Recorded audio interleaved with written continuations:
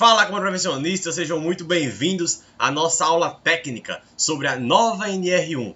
A NR mãe da segurança no trabalho, aquela que controla todo o conjunto normativo, onde a partir dela todas as outras serão criadas, que fala das disposições gerais de SST e que passou por uma profunda transformação com o processo de revisão das normas regulamentadoras. Como nós vamos ver, eu estou com a NR antiga aqui aberta, ela saiu de 3 páginas aqui em cima para 11 páginas na redação atual.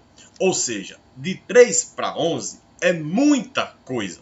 Novos itens foram regulamentados, novas obrigações foram criadas e é dever elementar, enquanto prevencionista, que a gente esteja atento a esse processo. Reclamando daquilo que foi ruim, elogiando aquilo que foi bom, fazendo análise crítica sobre aquilo que poderia ser melhorado, enfim, formando a consciência sobre esse processo que eu considero o mais importante da história da SST desde o surgimento das NEs lá em 78. Eu me chamo Lucas Alexandre, sou técnico em segurança do trabalho e desenvolvo um projeto no Instagram através da página Empresa Prevencionista. Então, desde já fica aqui o meu convite, se você se interessa por esse assunto, se você deseja saber e ficar antenado sobre o que está acontecendo com as novas NRs, faço o convite para se juntar a nós, desde já será muito bem-vindo. Bom, pessoal, estou aqui com a NR antiga aberta, a NR nova, a portaria 211, que já a gente vai entender por que ela está aqui, como também a NR10 e a NR35, já você vai entender essa contextualização que nós vamos fazer. De início, já quero te alertar o seguinte, essa aula é extremamente importante para todos os profissionais, tá, pessoal? Então, enquanto aquele profissional que trabalha em obras, por exemplo, a NR18 vai ter um conhecimento muito mais importante do que o conhecimento da NR32 de estabelecimento de saúde, enquanto aquele cara que trabalha no setor hospitalar, o conhecimento da NR32 de estabelecimento de saúde vai ser muito mais valioso que o conhecimento da NR31 sobre o trabalho rural, na NR1 não tem isso.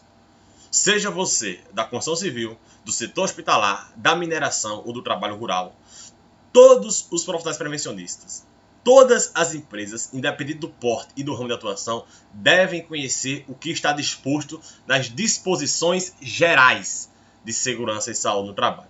Então faço aqui um alerta para você, para continuar até o final. Nós vamos fazer uma aula bem completa. Eu garanto que após terminarmos todas as reflexões, você vai ter uma boa ideia do que está acontecendo com a segurança do trabalho nesse momento atual. Bom, dito isto, a gente já começa a nossa análise aqui, tá, pessoal? Então, a gente tinha um NR1 extremamente simples, como vocês podem ver aqui, apenas com 3 páginas, 3 páginas aqui em cima, onde você tinha basicamente ordem de serviço e definição. Cumprir com a NR1 e estar de acordo com ela, significava basicamente elaborar a ordem de serviço, porque o que ela fazia era determinar o que é a atribuição do órgão nacional, como diz aqui, o que é a atribuição da Delegacia Regional do Trabalho, que era o órgão regional, o que cabe ao empregador, cabe ao empregado usar o EPI, enfim, basicamente aqui acabou a NR1, você vê que é muito mais simples do que a versão atual, publicada pela portaria 915 de 30 de julho de 2019, você percebe que a nova norma agora traz as prestações de informação digital de SST, essa revolução tecnológica que nós estamos vivendo, uma hora ou outra chegaria até a nossa disciplina e chegou com a nova NR1, a certificação digital. É muito importante que a gente esteja atento a isso, vai evitar muitas fraudes, vai ajudar a fazer com que a gente responsabilize aqueles profissionais que elaboram o PPRA de R$200, enfim, como a gente vê por aí afora. Além disso, regulamentou os itens de capacitação, permitiu que as empresas aproveitassem treinamento de outras organizações, desburocratiza esse processo, nós vamos entender daqui a pouco como que vai funcionar isso, bem como também trouxe o tratamento diferenciado ao MEI, à microempresa e à empresa de pequeno porte, que é a famosa polêmica dispensa do PCMSO e do PPRA em pequenas empresas, como também permitiu agora, pessoal, a modalidade de ensino à distância. Então, já de início, Mesmo que você não conheça nada sobre as NRs, só em olhar para a norma antiga e olhar para a norma atual, você já percebe que foram mudanças estruturais que modificam radicalmente a forma de atuação dos prevencionistas. Entrando no seu conteúdo mais técnico, a gente percebe o primeiro objetivo dela aqui. O novo objetivo da NR1, pessoal, é estabelecer definições comuns às normas regulamentadoras. Então, vou pedir a tua licença para olhar aqui para o canto inferior da tela para tentar te explicar por que esse aumento tão gigantesco de 3 para 11 páginas. O que aconteceu com essa NR? Basicamente, duas palavras respondem essa pergunta. Primeiro, harmonização do contexto normativo de SST. Então, a gente tinha em muitas normas itens que estavam duplicados. O que deveria constar no certificado, como deveria ser realizada a capacitação, isso estava previsto na NR10, os itens de capacitação da NR33, os itens de capacitação da NR35, não o conteúdo programático, mas enfim, o contexto geral, isso estava disperso em outras normas. Então a NR1 puxa esses itens e traz para o seu corpo normativo. Por exemplo, se você observa na NR35, ó, que eu estou aqui com ela, você percebe que esses itens aqui, ó, os treinamentos inicial, periódico e eventual, podem ser ministrados em conjunto com outros treinamentos da empresa. A capacitação deve ser realizada durante o horário normal de trabalho. Enfim, ela pega esses itens que estavam dispostos em outras NRs e traz aqui para o seu item 1.6, o item 1.6, que é o item de capacitação. E isso é uma determinação geral. O certificado de todas as NRs deve possuir essas informações aqui. Nome, assinatura do trabalhador, conteúdo programático, carga horária, enfim. A capacitação deve incluir o treinamento inicial, periódico e eventual. Todos esses itens que estavam repetidos e dispersos em outras NRs, ela revoga das outras e puxa para ela. Então, a princípio, não há um grande incremento de itens normativos nas normas regulamentadoras, porque a NR1 fica um pouco mais robusta, com a ideia de que ela é a base onde a gente vai construir todas as demais, e a NR10, a NR33, a NR35 tiveram esses itens revogados. Como eu mostrei para vocês, ó, esses itens foram revogados pela portaria 915 de 30 de julho de 2019. Justamente a data em que foi publicada a nova NR1, a portaria 915 de 30 de julho de 2019. Então, o primeiro ponto para você entender essa mudança estrutural é que ela pegou alguns elementos que estavam dispersos em outras normas e trouxe para o seu conteúdo normativo. Além disso, a norma tratou de se adaptar ao cenário tecnológico atual que nós estamos vivenciando. Essas exponenciais transformações que nós estamos presenciando antigamente, há 7, 8 anos atrás, meu celular só mandava mensagem. A bateria dele eu carregava hoje, só ia carregar na próxima semana. E hoje nós temos um computador portátil em nossa mão. A NR1 tratou de se adaptar a essa nova realidade normativa. O texto de 1978 ele era insuficiente para atender as novas dinâmicas do mercado. Então, a informação digital, a digitalização dos documentos e a possibilidade do treinamento da modalidade de ensino à distância, ou seja, o conteúdo tecnológico que ela traz para ela para se adaptar à nova realidade econômica, também fez com que ela tivesse esse aumento normativo. Então, antes da gente prosseguir com essa aula, já fica essa mensagem para você. A harmonização de excluir itens que estavam repetidos em outras normas e a necessidade de se adaptar à realidade tecnológica atual são os dois motivos principais que promoveram esse aumento de tamanho. Faço apenas uma seguinte reflexão que eu acho bom a gente comentar, pessoal, que a partir de agora, todas as normas regulamentadoras publicadas depois desse processo de modernização terão esse sumário aqui. Ou seja, esteticamente a norma já dá uma diferença brutal. Ó, enquanto na norma antiga a gente tinha o título e já tinha o texto logo abaixo, Aqui nós temos o título da norma, temos um sumário e depois teremos o texto. Isso busca otimizar o nosso tempo quando a gente quiser saber sobre alguma informação específica da norma. Então, por exemplo, se você quiser saber sobre a dispensa do PPR do PCMSO, o tratamento diferenciado para as microempresas, você vem aqui no sumário e sabe que isso é o item 1.7. Então você vai descer na norma até o item 1.7 e já sabe que tudo o que você precisa saber está a partir daqui, ó, a partir do item 1.7. Tudo aqui embaixo é o que você precisa saber. Na norma anterior, nós teríamos que procurar item por item. Não, se você quiser saber a responsabilidade, quais os deveres do empregador, por exemplo, você ia ter que olhar de um por um, até procurar, cabe ao empregador. Isso demandava tempo, enfim. Então, vale a pena essa reflexão de que todas as normas regulamentadoras publicadas a partir de agora, todas elas terão esse sumário para otimizar a nossa pesquisa em caso de algum assunto específico, tá? Bom, dito isto, entendemos o objetivo, né, como eu falei, harmonização, adaptação ao contexto tecnológico. Obrigam, nos termos da lei, empregadores e empregados urbanos e rurais. E já no seu item 1.2.1.1, a norma traz a primeira polêmica, por assim falar. A primeira reflexão que vale a pena nós comentarmos e debatermos sobre isso. Lê aqui comigo o que diz o item 1.2.1 da nova NR1. As NRs são de observância obrigatória pelas organizações e órgãos públicos que possuam empregados regidos pela CLT. Atenção aqui, prevencionista.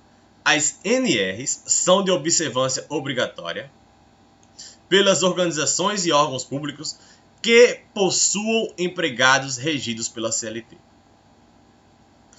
Há muito tempo que existe uma demanda da categoria prevencionista para que as NRs funcionem também para os servidores estatutários, ou seja, os servidores do Estado brasileiro. Esse item não chega a ser um prejuízo porque não houve retirada de direitos. Nós vamos ver que na NR1 antiga ele também já era escrito assim. Mas a ideia que nós colocamos aqui é que ele poderia ser melhorado, pessoal. Hoje, as normas regulamentadoras elas são obrigatórias para quem trabalha em regime CLT. Então, o médico de um hospital público, o enfermeiro, o professor de uma universidade, esse pessoal que está regido pelo regime estatutário, eles não têm direito à NR17 de ergonomia, eles não têm direito ao PCMSO, ao PPRA e todas as demais normas de SST. Então aqui a gente tem dois problemas básicos.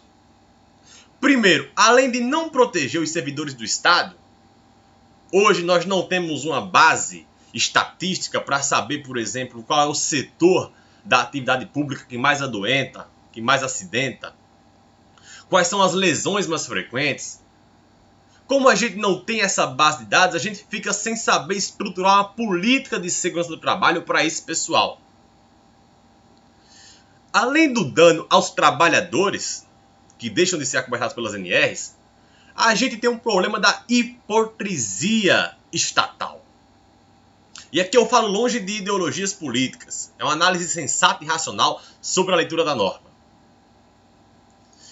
Como pode o Estado brasileiro, enquanto instituição, cobrar que a iniciativa privada cumpra 35 NRs, mas ele mesmo, para com seus próprios trabalhadores, dentro da sua própria casa, não ser obrigado a cumprir nenhuma? É uma hipocrisia gigantesca, porque o exemplo, pessoal, é o que arrasta. A palavra, o contexto da norma, isso empolga. mas só o exemplo é que arrasta. Tem um ditado que eu costumo utilizar muito para simbolizar isso, que é a seguinte ideia: aquilo que você faz ecoa tão forte em meus ouvidos que eu não consigo te ouvir. Ou seja, o que você fala para mim não adianta. O que você faz é tão forte que aí não adianta o que você fale, o que resulta, no final das contas, o que fica é aquilo que você faz. E muita atenção com isso, pessoal. Os servidores do Estado, como é, por exemplo, o pessoal que trabalha dentro do Ministério do Trabalho, dentro da Receita Federal, enfim, aqueles que estão regidos pelo regime estatutário, eles não estão acobertados pelas normas regulamentadoras de segurança do trabalho. Nós vemos aqui na norma anterior, no seu item 1.1, que já acontecia isso. Nós reclamávamos isso já de muito tempo. As normas regulamentadoras relativas à segurança e medicina do trabalho são de observância obrigatória pelas empresas privadas e públicas que possuam empregados regidos pela CLT. Basicamente a mesma redação aqui, que possuam empregados regidos pela CLT. Então, de início, já é válido você fazer essa reflexão. Nós tivemos uma norma muito positiva, como nós vamos estudar nos próximos minutos.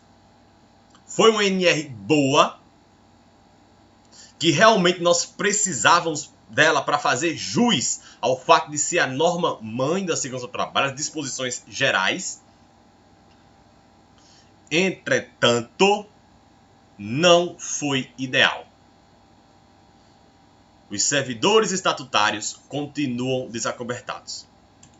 E vale a pena uma reflexão que é o seguinte: não é só fazer concurso que você vai ser regido pelo sistema estatutário, tá, pessoal? Então, por exemplo, para entrar no Banco do Brasil, é através de concurso público. Porém, aqueles aprovados no concurso do Banco do Brasil, eles serão regidos pelo regime CLT. Eles são funcionários públicos. Entretanto, se você faz um concurso para uma universidade, para um ministério, para uma Receita Federal, você é servidor público. E você vai ser regido pelo regime estatutário. Então, há uma diferença simbólica aí, mas na prática diferencia muita coisa entre o servidor público e o funcionário público. Mas, em resumo, fica essa mensagem. As NRs, elas são obrigatórias somente aos trabalhadores seletistas. E isso poderia ser melhorado. O nosso padrão é único de segurança do trabalho. Todo mundo deve jogar as mesmas regras do jogo. Beleza? Bom, passa dessa informação, a gente tem o item 1.2.1.2 falando que, nos termos previstos em lei, aplica-se o disposto das NRs a outras relações jurídicas. É justamente o que ele está querendo dizer aqui, é que os servidores estatutários, a princípio, eles não são regidos pela CLT, não são regidos pelas NRs.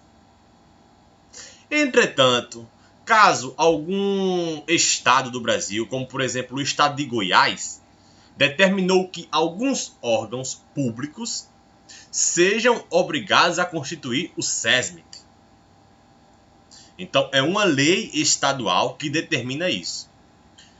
Nos termos previstos em lei, ou seja, se tiver previsão na legislação estadual, por exemplo, dizendo que as disposições da NR17 de ergonomia são aplicadas aos trabalhadores, aí sim a gente tem as NRs nas outras relações jurídicas. Mas somente se isso estiver previsto em lei. Regra geral, normas regulamentadoras de segurança do trabalho são válidas somente para trabalhadores regidos pela CLT. Muito cuidado com essa informação. No item 1.2.2, a norma fala o seguinte: a observância das NRs não desobriga as organizações do cumprimento de outras disposições que sejam incluídas em códigos de obras ou regulamentos sanitários. Outro item merece nossa atenção, tá, pessoal? Novamente peço para que você olhe aqui para o canto inferior da tela para tentar te explicar o que esse item quer dizer. Basicamente, o que o item 1.2.2 fala é que não basta cumprir as NRs, não basta estar de acordo com elas, que você vai estar livre de qualquer responsabilidade jurídica sobre a segurança dos trabalhadores. Então, por exemplo, vamos supor que vai haver a construção de um prédio aqui em Recife.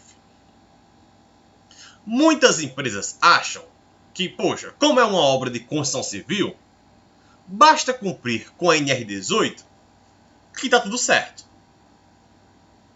Então, a NR18 tem um tópico lá que fala que a distância máxima do posto de trabalho ao gabinete sanitário, ao banheiro, essa distância máxima do trabalho ao banheiro deve ser, no máximo, 150 metros. E isso é o que prega a NR18. Entretanto, o Código de Obras de Recife entende que esse ainda é um número muito grande. É uma distância enorme para o trabalhador, 150 metros. Então isso é um exemplo, tá, pessoal? Então Recife determina que a distância não é 150. O Código de Obras pernambucano diz que a distância máxima do posto de trabalho ao banheiro é de 75 metros. E não 150 como está descrito na NR18. Isso significa que caso essa construtora que vai elaborar esse prédio, se ela estivesse baseando na NR18 e a distância for 150 metros até o banheiro, mesmo cumprindo com a NR18, ela pode ser multada e ela pode sofrer problemas. É preciso olhar o Código de Obras, os regulamentos sanitários dos estados e municípios, como também os acordos coletivos de trabalho. Existe algum acordo do Sindicato da Construção Civil naquele estado? Isso é de fundamental importância, tá, pessoal? Muitas pessoas acham que é só cumprir com a NR que estará livre de problemas trabalhistas, judiciais, em termos de segurança do trabalho. Olha o que o item 1.2.2 fala. A observância, ou seja, estar de acordo com as NRs, não desobriga as organizações de cumprirem outras disposições que estejam em Código de Obras ou regulamentos sanitários dos estados e municípios, bem como das convenções e acordos coletivos de trabalho. Você que é profissional, se atenta a esse detalhe. Procura saber se no seu estado, se no seu município, não existe alguma determinação mais rigorosa que a NR. Porque se houver, é ela que será válida. Dito isto, prosseguimos. O item 1.3 aborda competências e estrutura. Esse item basicamente é o mesmo da norma antiga, tá? Como eu falei para vocês, a NR antiga ela está basicamente nesse tópico aqui. A Secretaria de Trabalho é o órgão de âmbito nacional para formular e propor diretrizes. Então você tem aqui a Secretaria de Segurança do Trabalho, é o órgão de âmbito nacional para fazer a CAMPAT, o Programa de Alimentação do Trabalhador, a fiscalização dos preceitos legais, enfim. Compete à CIT, cabe à autoridade regional, cabe ao empregador. Tudo isso está aqui, ó, né? O órgão regional que era a DRT, cabe ao empregador, cabe ao empregado. Então recomendo depois uma leitura mais atenta, mas eu vou adiantar esse tópico para que a gente trate somente daquilo que é novidade, aquilo que foi alterado. Esses tópicos eu acho que nós já estamos familiarizados com ele. Então, faço apenas uma ressalva da linha G, que é um item novo aqui, ó, na responsabilidade do empregador, tá, pessoal? Cabe ao empregador, ó, essa linha G, implementar medidas de prevenção de acordo com a seguinte ordem de prioridade. Se você observar na norma anterior, no item 1.7, cabe ao empregador, você vê que ele acaba aqui, ó, nos procedimentos de acidentes do trabalho. Ele não falava sobre essa hierarquia dos riscos. Então, este é mais um exemplo de harmonização normativa. Não entendeu? Calma. Olha aqui. Esse tópico da linha G, ele estava previsto lá na NR9 do PPRA, que vinha aqui falando que, primeiro, o nosso primeiro olhar para uma atividade, em termos de medidas protetivas, é olhar das proteções coletivas. Primeiro a gente pensa em ações que vão prevenir, que vão proteger toda a coletividade de trabalhadores. Depois nós pensamos em medidas administrativas. E por último, quando não tem mais nada para fazer, aí nós pensamos em EPI. Veja como isso é contraintuitivo. Hoje, boa parte dos profissionais, quando pensam em alguma atividade, e na medida de proteção para que não aconteça acidentes nessa atividade, a primeira linha de raciocínio é pensar no EPI. Temos uma máquina ruidosa no nosso ambiente de trabalho. Está gerando muito ruído. A intuição, o nosso senso comum, já nos faz pensar que, poxa, máquina ruidosa, protetor auricular, coloca o EPI. Enquanto que, em termos de gestão de risco, a primeira medida protetiva que a gente tem que pensar é eliminar esse ruído. Então, se ela está fazendo muito barulho, nós vamos tentar enclausurá-la, que é basicamente fazer uma barreira ali sobre ela para impedir a propagação do som, meio que bloquear esse ruído. Se eu bloquear o ruído da máquina, não tem nem para que colocar EPI. Já resolvi o problema. Essa é a primeira medida que a gente tem que pensar. Ah, mas é muito difícil fazer isso, é muito custoso, não estou em condições. Tudo bem. Vamos para outra medida coletiva. Espumas. Não sei se alguém aqui já teve oportunidade de trabalhar em ambientes ruidosos, onde algumas cabines são formadas por espumas que impedem a propagação do ruído para outros setores. Então, se a máquina está fazendo barulho, eu isolo aquele ambiente com espumas na parede e essas espumas impedem que as pessoas que estejam lá fora escutem esse barulho. É outra medida de proteção coletiva. Ah, também não é possível. Não tenho condições de fazer isso. Beleza. Então vamos tentar medidas administrativas. Como, por exemplo, o rodízio de trabalhadores. Aquela máquina barulhenta, ela só incomoda se a gente ficar 8 horas. A jornada toda exposta a ela.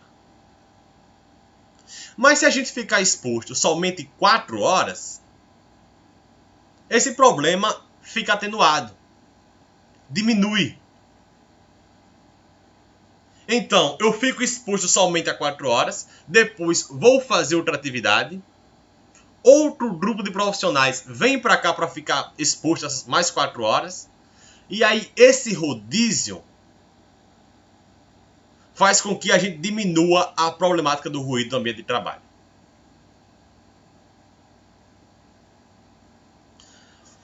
Por último, caso não seja possível nenhuma dessas medidas, aí sim nós pensamos em equipamentos de proteção individual. Então, o que é que a norma entendeu?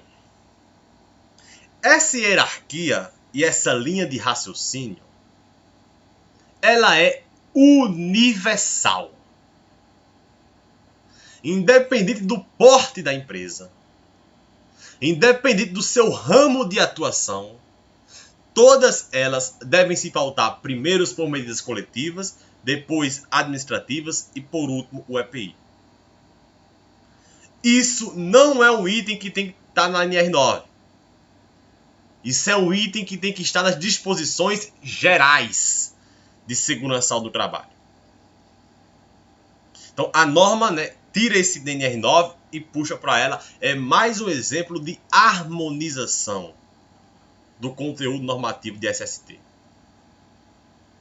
Fica muito claro esse alerta para você, porque o que produz resultados, pessoal, é o compromisso. De nada adianta a gente ter os melhores mentores intelectuais da face da Terra, preparando as melhores normas possíveis. Mesmo assim, isso não teria resultado se as pessoas que vão operacionalizá-la, que somos eu e você que está nesse vídeo, não estivermos compromissados em fazer com que ela saia do papel e realmente tenha significativa no cenário econômico. O que produz resultado é o compromisso. Lógico, nem em todas as situações vai ser possível adotar essa hierarquia. Vamos ter que pensar no EPI logo de imediato? Vamos. Mas saiba, aquilo é a última medida de proteção. Última. Tem trabalhadores que vão fazer atividades em espaço confinado. Quando ele vai fazer atividade, parece que é um astronauta. O cara vem tão equipado que você jura que ele está indo fazer uma missão extraterrestre. Enquanto que se você ventilar aquele espaço confinado, se você medir e controlar a atmosfera presente ali embaixo, a quantidade de oxigênio, de nitrogênio, se você controlar essas variáveis, nem precisa essa operação NASA, por assim falar. Então nós vamos entrar em outros tópicos da norma, mas fica a tua reflexão.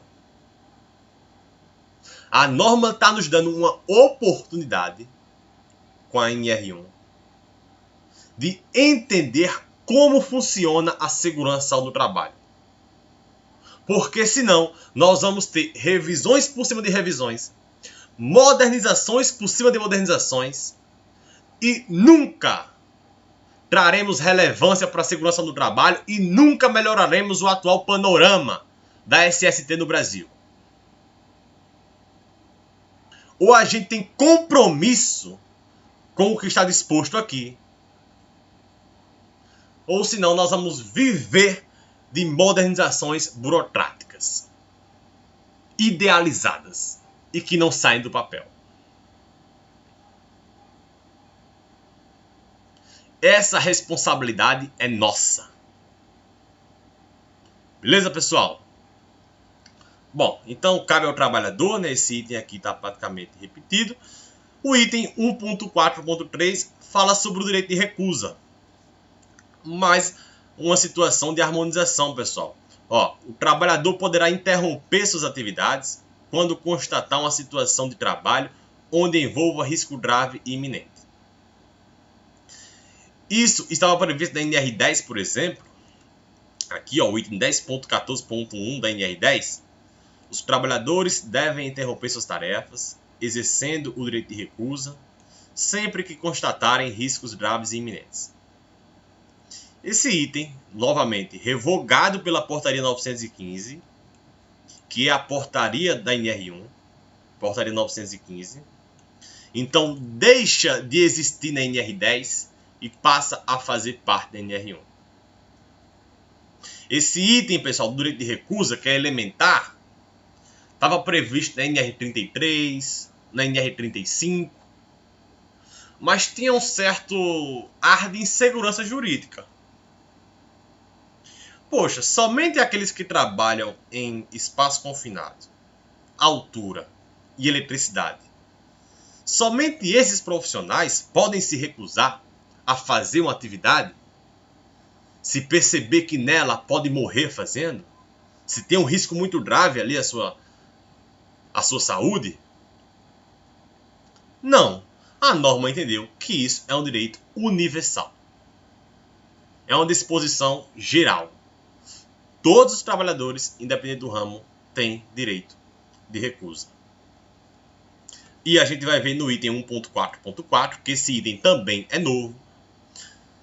Todo trabalhador, ao ser admitido ou quando mudar de função, deve receber informações sobre procedimentos de emergência e procedimentos em direito de recusa, que é o item 1.4.3 e 1.4.3.1. É justamente o direito de recusa aqui, tá, pessoal? Já aqui vocês já conseguem observar, a gente nem começou a falar das mudanças principais, mas você já está entendendo a nova dinâmica da NR1. Nós praticamente não vamos tocar na anterior, porque ela só fazia definir o que é empregador, definir o que é estabelecimento, o que é empresa, definir responsabilidades. E agora a gente tem um contexto normativo muito mais harmônico, robusto. A norma mãe da SST. Esse item 1.4.4, por exemplo, eu já defendia em minhas colocações com os profissionais, conversando com eles, que o setor de segurança ele precisa estar relacionado com o RH da empresa. Seja para promover a CIPAT, promover pesquisas de clima organizacional, como também para promover o treinamento de integração, que é uma ferramenta que eu acho fundamental. A forma como a segurança do trabalho é mostrada ao trabalhador, logo que ele chega, logo de início, essa primeira imagem pode ser fundamental para o desenvolvimento de todo o comportamento do trabalhador. Atenção aqui. A forma como a segurança do trabalho é passada ao trabalhador no treinamento de integração, isso pode te ajudar muito a fazer uma gestão. Porque mesmo que depois não seja aquilo tudo que você colocou para ele de início, só essa primeira mensagem, o primeiro contato, isso já muda a visão dele com relação ao comportamento nessa área. Um treinamento de integração que aborda de forma estruturada a gestão de SST, que dá as cartas do jogo, ele tem um potencial gigantesco de te ajudar. Porém, isso era uma boa prática. Isso era uma recomendação. A partir de agora, pessoal, com o item 1.4.4, a gente praticamente é obrigado a conversar com o RH. E você tem até argumento agora para solicitar uma participação, nem que seja mínima, no treinamento de integração. Porque, olha, todo trabalhador, absolutamente todo, item normativo, ao ser admitido ou quando mudar de função, deve receber informações sobre. Isso aqui já existia, né? Os riscos, mas deve receber sobre procedimentos de emergência, como proceder em caso de incêndio, por exemplo. Tem rota de fuga, tem ponto de encontro e também os procedimentos em caso de direito de recusa. O que produz resultado é o compromisso. A norma está nos dando um norte, uma base para a gente seguir. As informações podem ser transmitidas durante os treinamentos, por meio de diálogos de segurança, enfim. E aqui chegamos à primeira novidade, assim eu diria. A primeira verdadeira novidade. Que trata das informações digitais.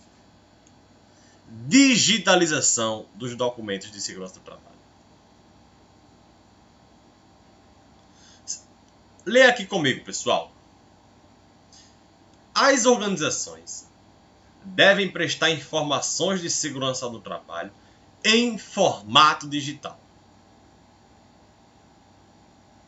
E é por isso que a gente está com a portaria 211 aqui aberta. Olha a portaria 211, que foi publicada em abril de 2019. Ela dispõe sobre a assinatura e a guarda eletrônica dos documentos de segurança do trabalho.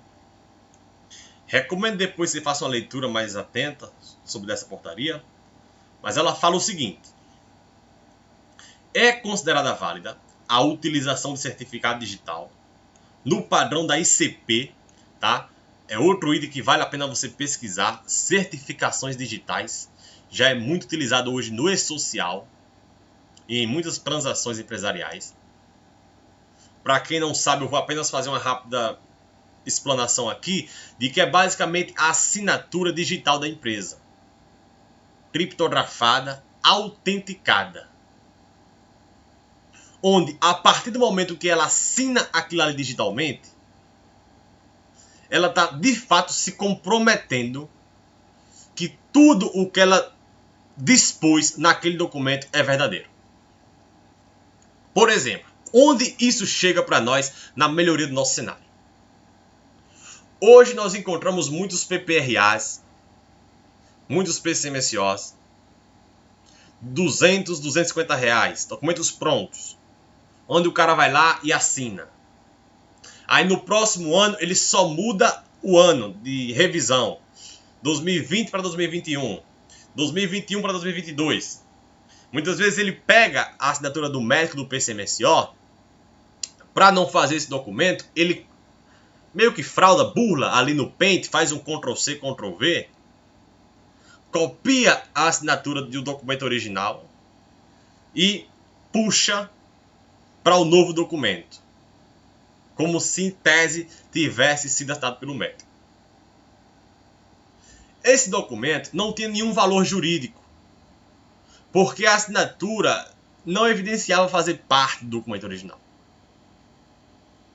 A partir de agora, prevencionistas, PCMSO, PPRA, ASO, certificados de treinamento, tudo isso terá que ser assinado digitalmente. Então, se você elabora um PPRA dizendo que não tem risco de ruído, mas daqui a 5 anos o trabalhador entra na justiça alegando perda auditiva,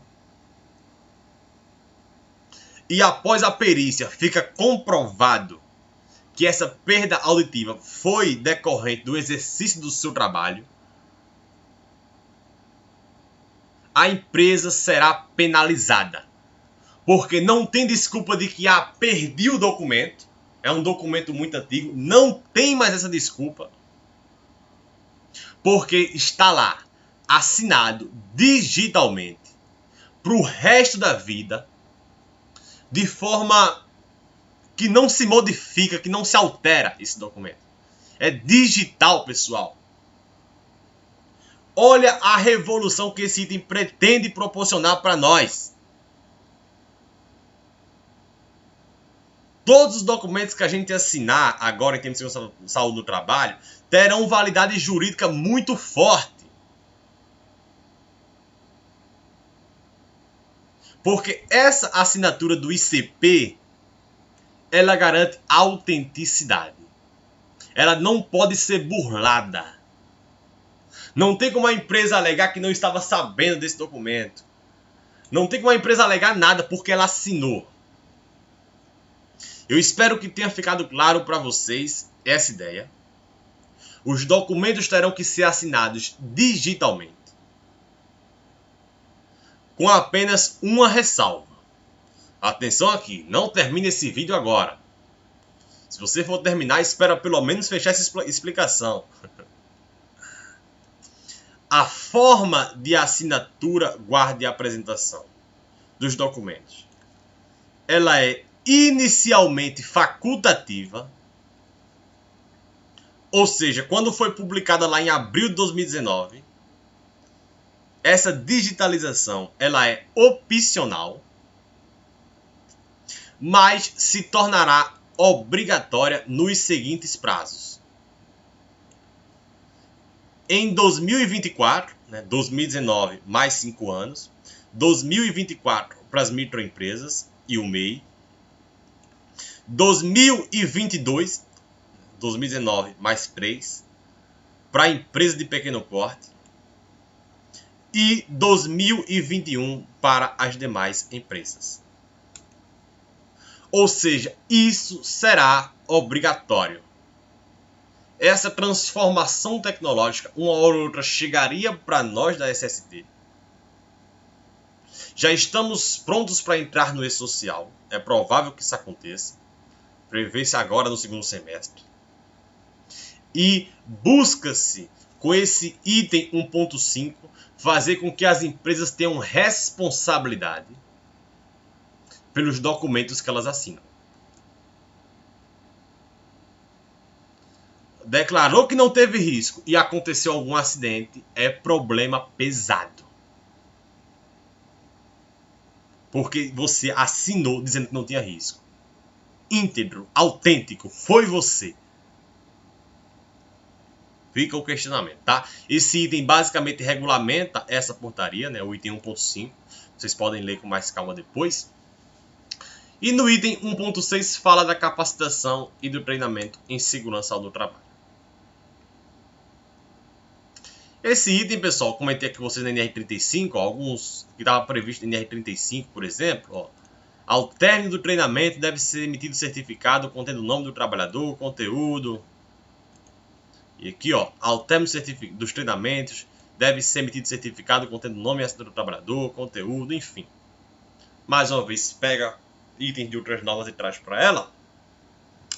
Mas o que eu quero mostrar para vocês de novidade está aqui, o aproveitamento de conteúdos na mesma organização.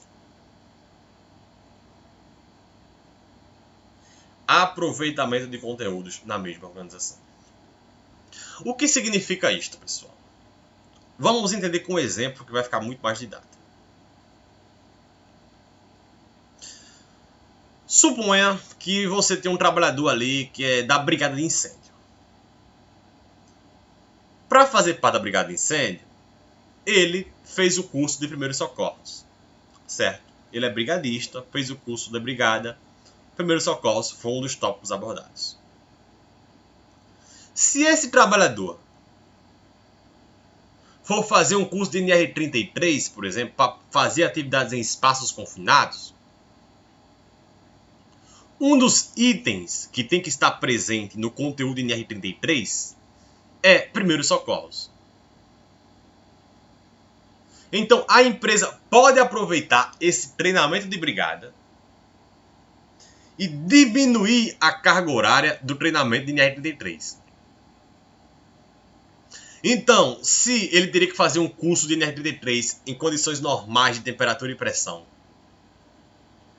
se ele faria esse curso de 16 horas, como ele já tem um curso de primeiros socorros, porque é brigadista, talvez podemos reduzir aí para 14, para 12 horas, porque essa parte já foi abordada em outro momento. Não tem para que ser repetitivo, ser redundante nesse tópico. Da mesma forma como se ele for fazer um curso de NR33 e logo depois ele vai fazer um curso de NR10, ele pode aproveitar alguns conteúdos que existem nas duas NRs, como os equipamentos de proteção individual, por exemplo, enfim. A empresa pode fazer esse jogo de reaproveitar treinamentos. O resultado, o que produz é o compromisso. Então, vai ter que ser validado pelo responsável técnico. Você, enquanto gestor da empresa, vai ter que definir se, é válido aproveitar ou não. Se é válido a gente aproveitar somente uma parte. Mas o fato é, a partir de agora é possível. Atenção, prevencionistas, que a data do treinamento passa a ser a data do treinamento mais antigo. A validade do novo treinamento passa a ser a data do treinamento mais antigo.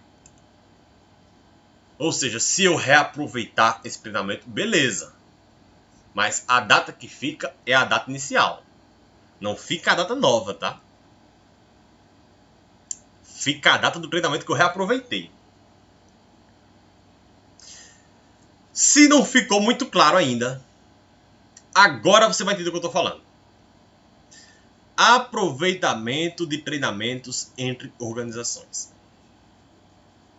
Esse tópico aqui, pessoal, é a famosa desburocratização que o pessoal vem falando nessa modernização das NRs. Pensa comigo, vamos entender na prática essa dor. Suponha que o trabalhador fez um curso de NR10 para trabalhar numa empresa A.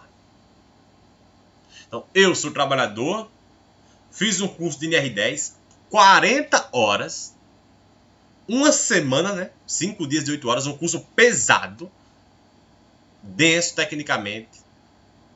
E eu fiz esse treinamento durante uma semana, 40 horas. Comecei a trabalhar. E daqui a um mês,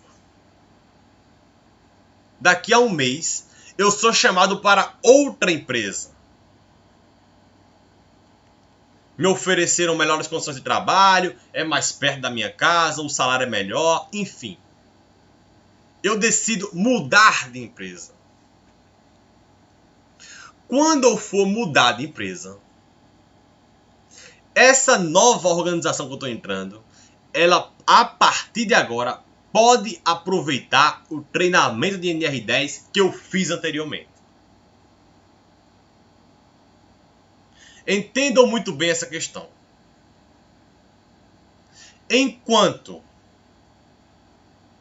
anteriormente, antes dessas alterações, eu fiz um curso de NR10 hoje, vou para outra empresa e seria obrigado a fazer o mesmo curso, passar as mesmas 40 horas vendo o mesmo conteúdo. A partir de agora, eu posso aproveitar esse treinamento que, em tese, está muito fresco na minha cabeça ainda e já coloco o trabalhador de imediato.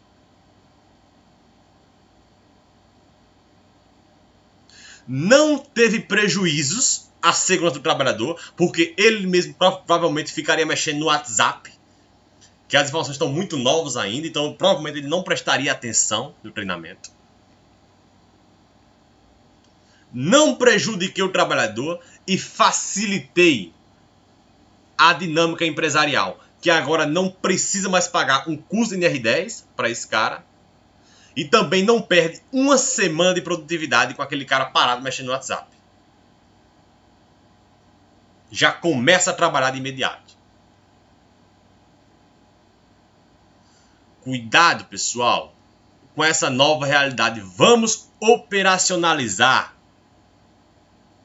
as disposições contidas na NR1. Reduzir burocracias sem tirar prejuízo do trabalhador. Aqui tem as condições, tá? Também não é só aproveitar treinamentos, tá, pessoal? Você, enquanto profissional, vai avaliar, por exemplo, se as atividades que ele desenvolvia na organização anterior é semelhante ao que ele vai desempenhar atualmente. Ou seja, se for um concorrente, tudo bem. O trabalho é basicamente o mesmo.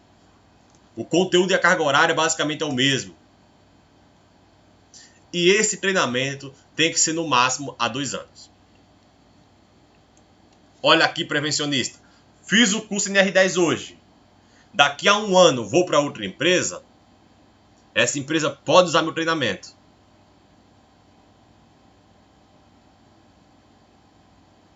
Cuidado. A data de validade vai ficar a data anterior, tá?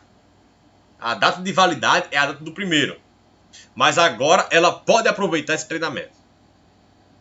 Fiz um curso de NR10 hoje. Daqui a 3 anos eu vou para outra empresa. Aí não tem jeito. Tem que fazer um novo da mesma forma. O prazo máximo é de 2 anos. Mas principalmente você que é do setor elétrico, que é um conteúdo mais pesado, é 40 horas de curso. Toma cuidado que isso aqui pode facilitar muito a tua eficiência operacional. O que a gente estuda é segurança do trabalho. Precisa existir o trabalho para existir a segurança. Então, permitir o bom andamento do fluxo produtivo também é muito importante para a nossa atuação profissional. E aí, muitas vezes, você teria um empregador já no automático ali, que gastaria um dinheiro com o curso NR10, que perderia uma semana de produtividade. Você chega para ele e fala, ó, a partir de agora a gente pode aproveitar o treinamento, vamos colocar esse trabalhador de imediato para trabalhar. Muito positivo esse tópico da nova NR1. Deve ser emitido o certificado, tá, pessoal? Como eu falei para vocês, e será considerada a data do treinamento mais antigo. O item 1.6.9, pessoal, fala dos treinamentos na modalidade de ensino à distância. Outra novidade da norma. Isso estava previsto lá na NR20. Ou seja, somente a NR20 é que poderia fazer uso do treinamento EAD. A norma entendeu que isso pode ser estendido para todos os demais treinamentos. E ela, a partir de agora, permite essa modalidade. Entretanto, atenção aqui prevencionista, entretanto, muito cuidado, porque treinamento EAD não significa que você vai pegar uma videoaula ou um curso na internet, colocar para o trabalhador assistir, ele fazer uma prova e ser considerado apto. Muito cuidado com essa informação. Treinamento na modalidade EAD não é pegar videoaulas ou cursos online, colocar no notebook do trabalhador para ele assistir, fazer uma prova e tá tudo certo. Para isso ser considerado válido, é preciso preencher uma série de requisitos previstos no anexo 2 desta NR. Vamos lá, vamos entender isso aqui, ó. Ó o anexo 2 da NR1. Modalidade EAD, tá? Vamos aqui para os requisitos tecnológicos. Só isso aqui já é suficiente. Somente serão válidas as capacitações realizadas na modalidade de ensino à distância ou semipresencial. Somente serão válidas as capacitações executadas em um ambiente virtual de aprendizagem. Executadas em um ambiente virtual de aprendizagem. E o que seria isso, Lucas Alexandre? A norma já diz no seu glossário. Ambiente virtual de aprendizagem. Espaço que oferece interações entre os usuários. Uma sala de aula via web. Então, prevencionista, o que a norma está querendo dizer é que para uma capacitação EAD ser considerada válida, ela tem que ser feita em uma plataforma específica para isso. Que vai registrar a hora que o trabalhador entrou, a hora que ele saiu, que vai permitir a interação dele com o instrutor, que vai manter o registro de acesso aqui, ó, que são esses logs, o registro de acesso dos participantes. E, enfim, olha o que diz o item da norma EAD. Ó, os treinamentos podem ser ministrados na modalidade EAD, desde que atendidos os requisitos operacionais, administrativos, tecnológicos e de estruturação pedagógica. Eu toquei apenas no requisito tecnológico para você saber que não é uma videoaula. Mas existem outros requisitos operacionais e administrativos que vale a pena você dar uma olhada depois. Tá? Muito cuidado, não comece a aceitar treinamento aí vindo de YouTube nem de curso online. Muito cuidado, pessoal. Isso não torna o trabalhador apto a executar suas atividades. No item 1.7 tem um tratamento diferenciado ao microempreendedor individual, à microempresa e à empresa de pequeno porte. Famosa, polêmica, conhecida dispensa do PPRA e do PCMSO.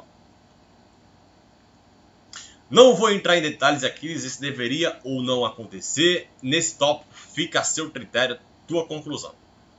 O objetivo aqui é didático. É fazer uma análise sensata e trazer luz ao processo de modernização das NRs.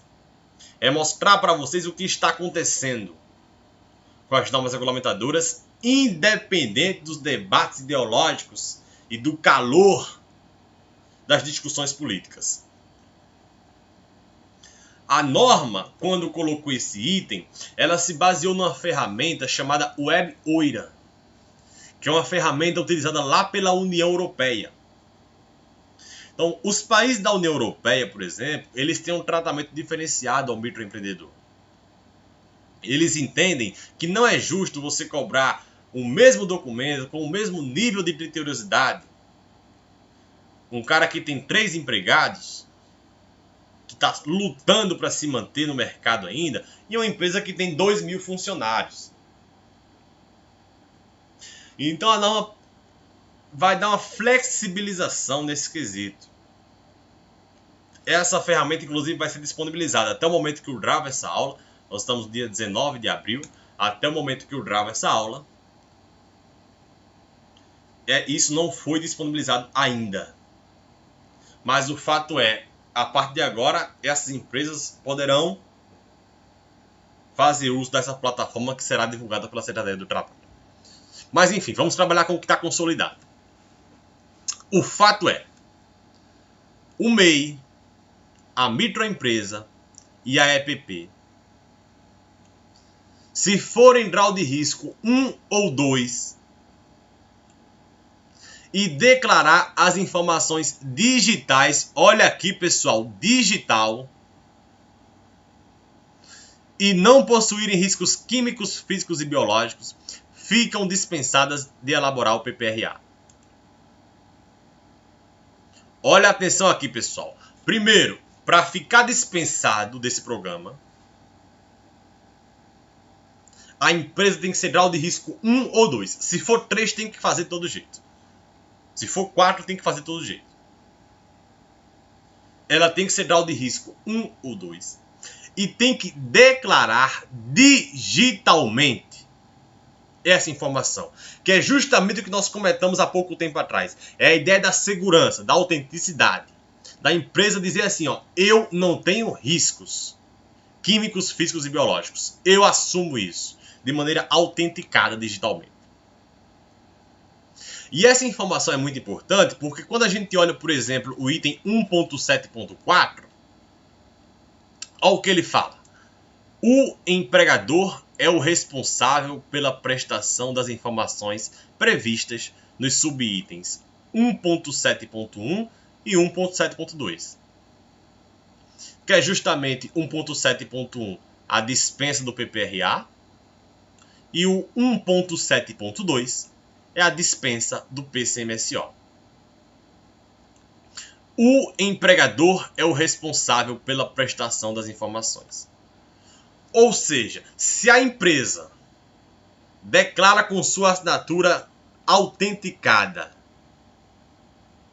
criptografada pelo ICP, dizendo que não tem riscos químicos, físicos e biológicos, ela pode ficar dispensada do PPRA.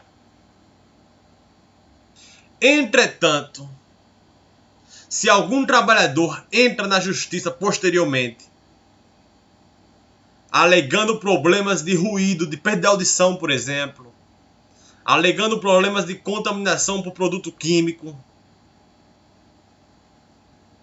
alegando contato com vírus e demais, se algum trabalhador aciona essa empresa na justiça e fica comprovado que o seu adoecimento foi decorrente do trabalho, a empresa tem um passivo jurídico gigantesco. Porque ela declarou digitalmente que não tinha riscos químicos, físicos e biológicos e o trabalhador adoeceu. Se ela declarou que não tinha riscos, ela não elaborou o PPRA. Se ela não elaborou o PPRA, ela não cumpriu o seu dever básico de monitorar os riscos no ambiente de trabalho, de monitorar a chance de adoecimento. Então, muito cuidado ao chegar para o teu empregador e comentar sobre essa possibilidade. Às vezes, uma vitória aqui no curto prazo pode ser prejudicial no longo.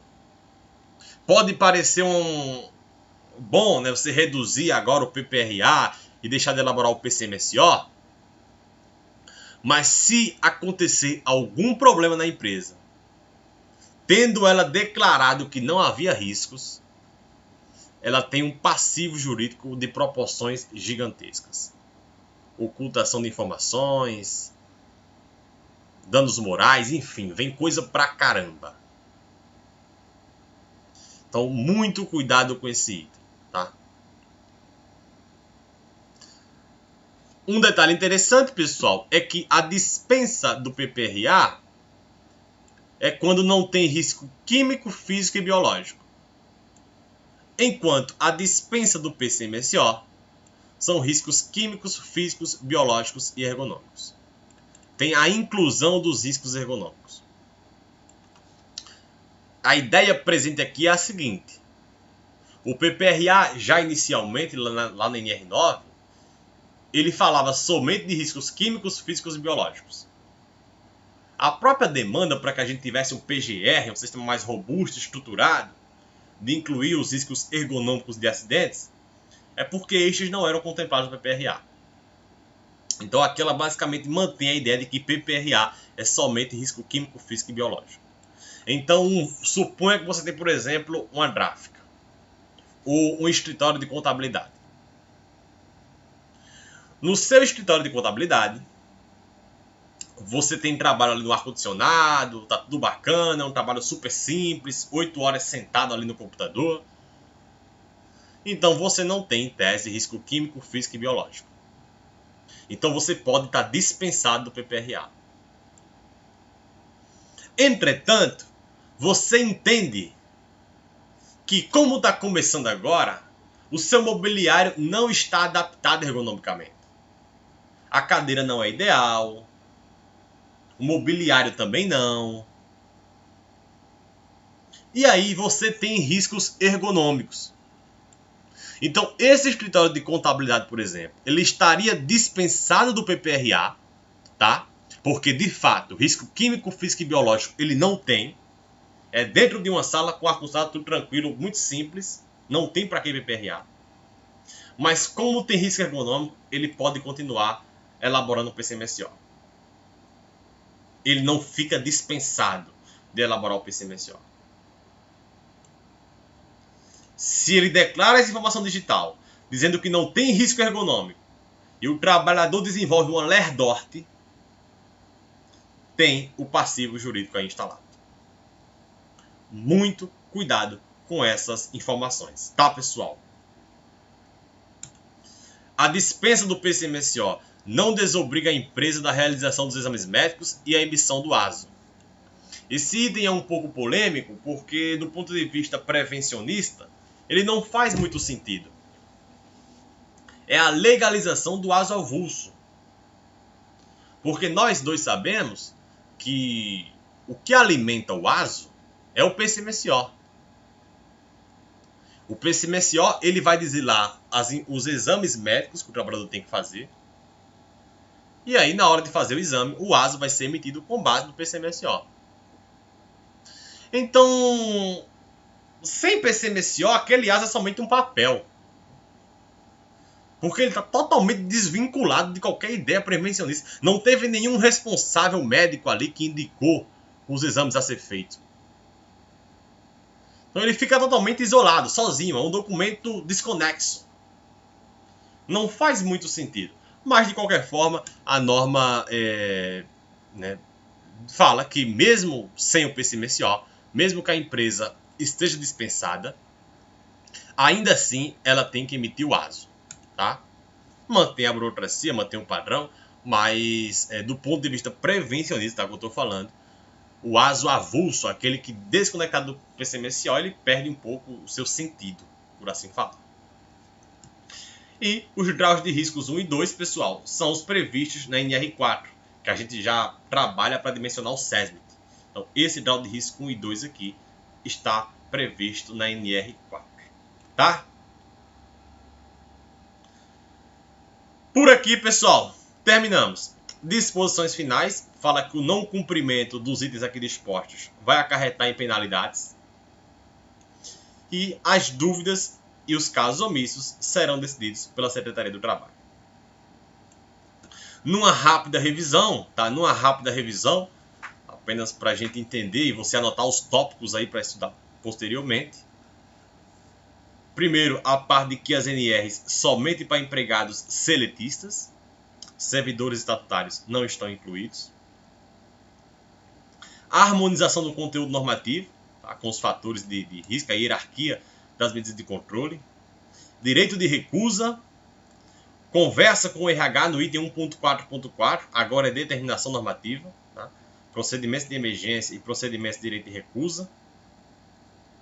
Informações digitais de segurança do trabalho.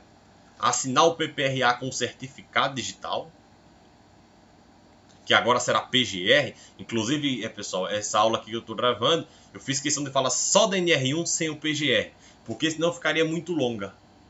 O PGR ele dá uma aula somente dele. Então, para não ficar uma coisa muito extensa, eu deixei o PGR para outra oportunidade. Aqui fica somente a NR1, tá? Que foi publicada antes do PGR. Já está em vigor, tá valendo já isso aqui, tá? Bom, a parte dos treinamentos, né, de aproveitar treinamentos, desburocratização, tanto aproveitar na própria empresa, quanto aproveitar entre organizações. O treinamento EAD não é só mandar uma videoaula. E a dispensa do PPRA e do PCMSO, que vocês devem ter muito cuidado com essas informações. Pessoal, espero que vocês tenham gostado, tá? Fica aqui o meu convite, caso você tenha interesse em saber mais sobre essa temática, a se conectar comigo lá no Instagram, @empresaprevencionista. Desde já te adianto que será uma honra tê-lo conosco nesse debate, o processo mais importante da SST, e fico no teu aguardo para a gente continuar esse debate por lá, tá? Espero que tenham gostado da aula, comenta aqui o que você achou, envia para algum amigo seu, e no mais é isso. Valeu, pessoal, até a próxima.